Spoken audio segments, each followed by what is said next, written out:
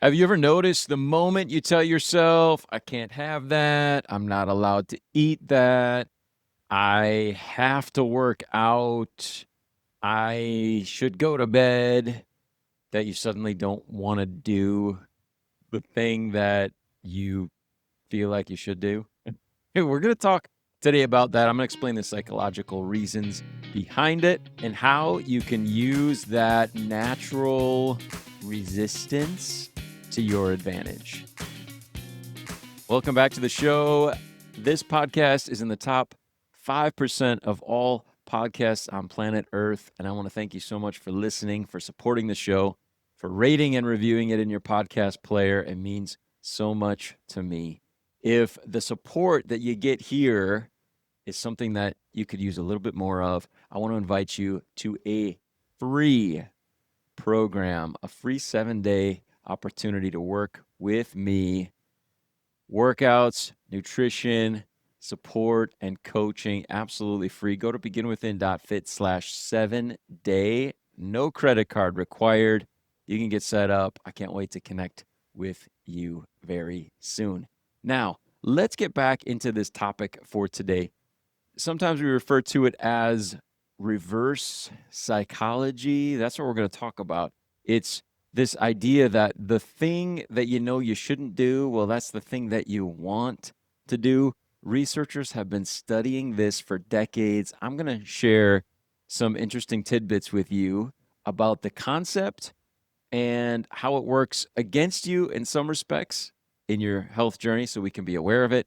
But then also, I'm going to share with you 3 ways that you can use it to your advantage, because this is not a lack of willpower. It's not laziness. It's actually your brain defending defending your freedom. And I'm going to talk to you about how this is all working behind the scenes so that you can start to exercise some control. I want to be careful using that word because that word is going to come up a lot today, I think, in this conversation. But make sure you listen all the way to the end because I'm going to share with you one really simple shift that can immediately reduce self-sabotage and help to make healthy choices easier for you. Not to feel like you're forcing yourself to do the things that you know that you should be doing, but actually to make the process easier. Just before we dive in, I want to say this. I've said it many times before. I try to mention it every single episode. Health is very personal. It is nuanced. It's something that's built over time. And this is just one small snapshot, one tiny piece of that process that we're going to talk about today. I hope that it serves you in your health and fitness journey. But this one is a powerful one because if you don't at least have some grasp of this concept, you are going to be fighting yourself and you're going to be thinking that you have a discipline problem the whole time when really that is not at all what is happening.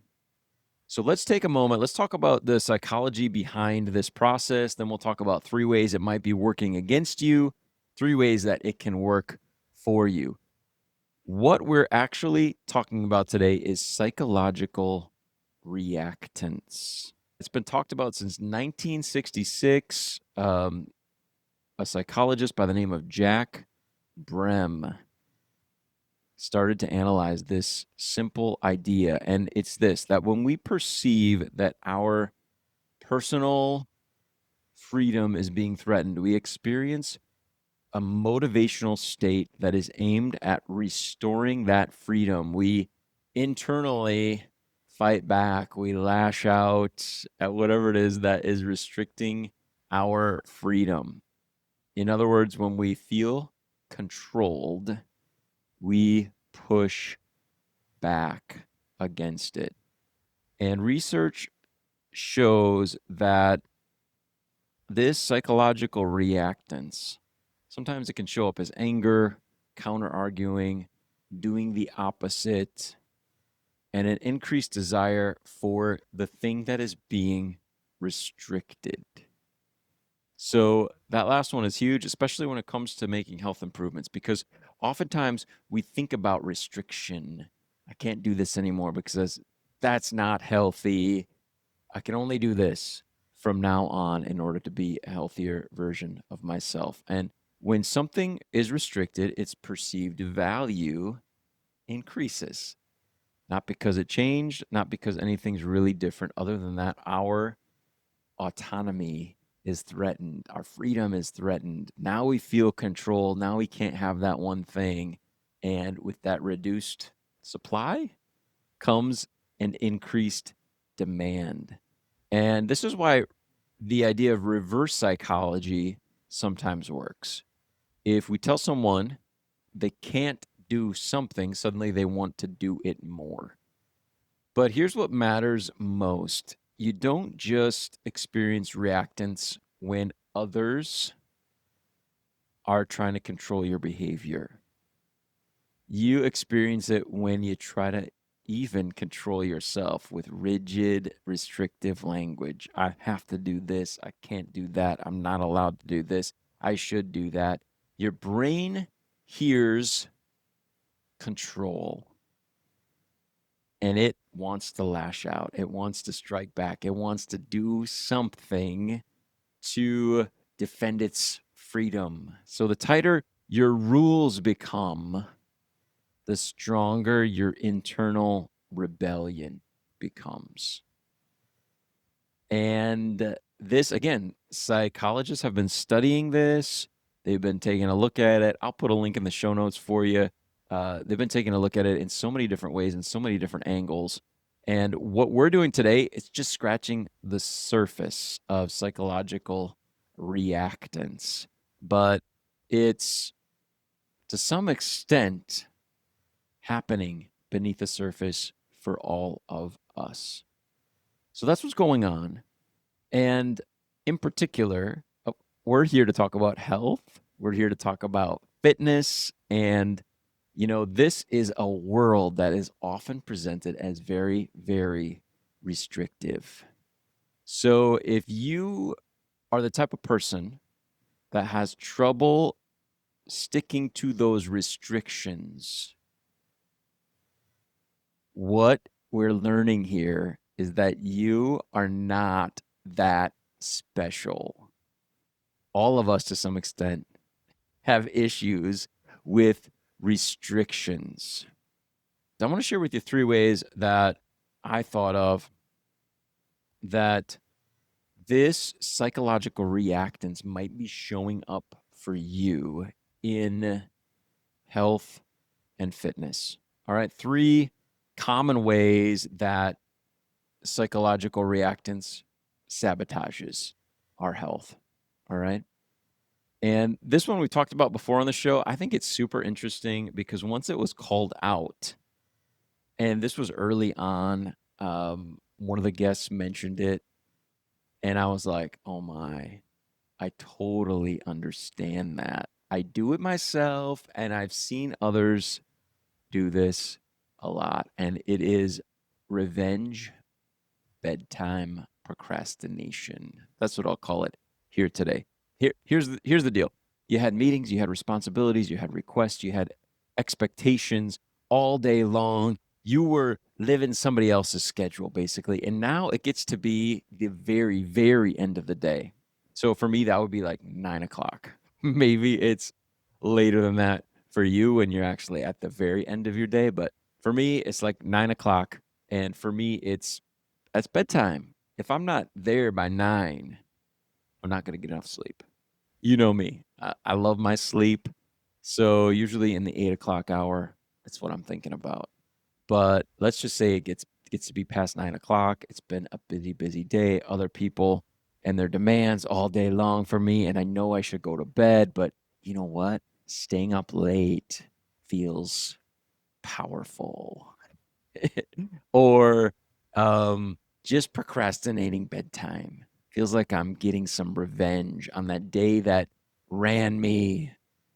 So maybe watching one more episode on a Netflix show, scrolling, snacking, doing things that are different than what I feel like I should be doing, right? Sleeping. And it feels like maybe I'm reclaiming control. My brain is saying no one tells me when to get to sleep. People have been telling me what to do all day. Now I can do whatever I want, and I don't want to listen to what I should be doing. Does that sound familiar to you? Some version of that? I think we all have that some days. And whenever you're kind of ignoring bedtime and pushing it, maybe this is the type of thing that is behind it. The thing is, of course, for me, tomorrow is coming. I'm going to pay for it when that alarm goes off at 5:05 a.m. And of course, I thought I was reclaiming freedom. I thought I was being assertive. I was pushing back, but actually I was just taking energy away from the morning version of me who's going to be like, "Oh, I don't want to start another day," right? I wish I hadn't made that decision last night. So that's one way that this psychological reactance might be showing up for you. Here's another one. This one may be the most common, and that's the forbidden food effect. When you say, I'm not going to have any added sugar, I'm not going to have any carbohydrates, I'm going to go keto, I'm not going to snack this week. Now, the cookie or the ice cream or whatever, it's not just that it would be dessert in moderation, but now the cookie or the ice cream is freedom. It's freedom from that restriction. And again, we talked about this at the outset. When options are restricted, they often become more attractive. They often become more desirable, not because they taste any better, but because they represent control. They represent pushing back against restriction. And that's when there is maybe the rebound binge or, this kind of overcorrection to wanting to have autonomy. No one tells me what to do. Again, it's not necessarily a lack of discipline, but it could be just triggered reactance to restriction, the forbidden food effect. That's the second way this might show up for you. And then the last one, exercise, right? Exercise resistance, not like resistance like lifting weights using resistance bands, but actually pushing against the plan, the program to exercise. You plan to work out, you were feeling motivated. Then someone says, hey, you really need to work out more. You should do it this way. Maybe a well meaning personal trainer who's a friend or family member. But what happens is this instantly, you want to push back, you want to resist, even if they're right, even if you already plan to. There's that voice, right? Don't tell me what to do. You said I should work out. Well, I'm going to show you. It's that psychological reactance. And if we don't understand it, we might say, I have a problem with discipline. I'm just lazy. But hey, this is a system of defense that we're putting up to that person who tried to box us in, tried to cage us in with saying we should work out more. And we thought, I'm going to show you. I'm not going to work out at all. Does that sound familiar? So there's three ways this psychological reactance can show up in trying to improve health. You can probably think of other ways as well. If you can, I'd love for you to throw them in the comments. Other ways that you notice psychological reactance showing up for you as you're trying to improve your health. Share it with me. I would love to just hear some different ways that this is showing up for you. But let's talk about this. Let's shift gears a little bit and talk about the empowering part. Talk about how we can use this to serve us, because the same force that is sabotaging our health and our fitness, it can serve you if you work with it. So let me give you three ways that is possible. First of all, be careful with language. Replace restriction with choice in your language. This can have a big effect because even if it's the way we talk to ourselves or the way that we frame things in our own mind, we're listening to ourselves. Our brain is responding and sometimes just reacting to what it hears us say or the thoughts that we're thinking to ourselves. So instead of saying something like, I can't eat that, that's off limits, I'm not allowed to have that, that's not in my diet. Think about this. You can't eat it. You can. You can. But maybe say something like, I'm choosing not to eat that right now. That's a very powerful way that you are taking control, but by the very language, you're still going to make a healthier choice and follow through on what you intended. It gives you autonomy. You are still in control. You're not restricted. You're deciding. You're choosing. And that subtle shift might just quiet that inner rebel, that inner rebellion that would otherwise have come up for you if you were told you can't eat this or that, or you said that to yourself. Okay. So just give some attention to that language. Use choice instead of restriction type language. Here's another way: reverse framing. Okay. Number 2, instead of I have to do a hard workout, try this. I'll just do 10 minutes. Okay. So you're lightly resisting. Okay. So, hey, I got to do a 45-minute workout on this program. Instead of like, oh, I've got to do this 45-minute workout right now, just say this: hey, I'm just going to do 10 minutes. I'm going to do the first 10 minutes of this 45-minute workout, and then I'll see from there, right? So you're kind of pushing back a bit, but you're still taking a positive step forward. And what might happen is this: you think 10 minutes, we can do better than that. I can do more than that. And we kind of flip the tension there with that rebellion. Now, instead of like just 10 minutes, you told me I could only work out for 10 minutes. I want to work out longer than that. I know that I can. Let's see what I can do. Right. But here's the main thing: find a way for you to maybe lightly push back, but enough so that you get some movement happening. You take some positive step forward. And know that our hope is, hey, even if it is 10 minutes, you did it. You stayed consistent. You're still a person that works out regularly, and perhaps your brain is going to push back against the 10 minutes and try to defend its capability to motivate you, inspire you, get you to take even further steps to work out even longer. Just an example with the workouts there. You might find other ways to make that work for you, to kind of gently resist, but still move in the direction that you want. And then the last one: build flexible structure.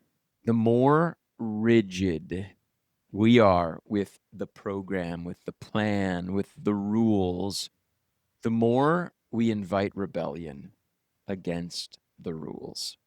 The more we invite the whatever, I can't stick to this, whatever, I'm just going to do whatever this weekend. I'm not going to do that diet anymore for 2 days. I'm taking the weekend off. I'll get back to it Monday, right?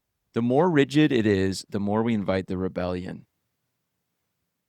Being flexible invites us to stay in control, to stay in the driver's seat.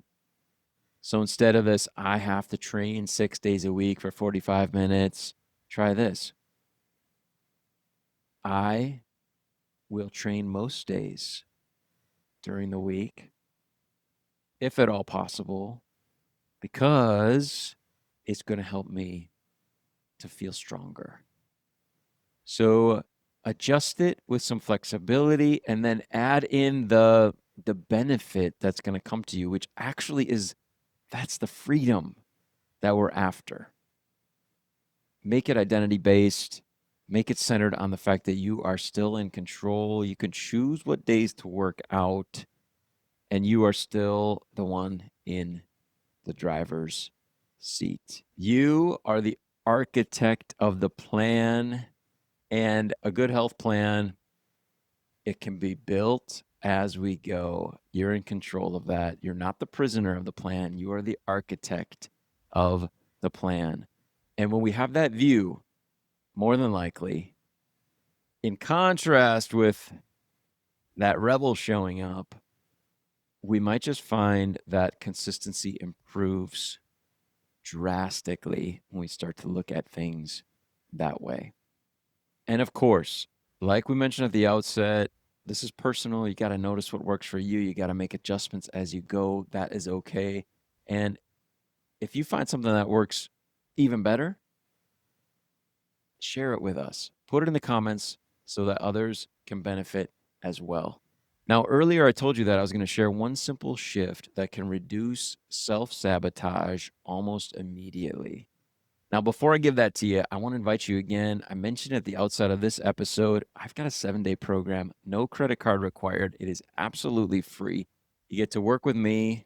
We're going to do some live workouts, no gym required, no equipment required. You really have nothing to lose.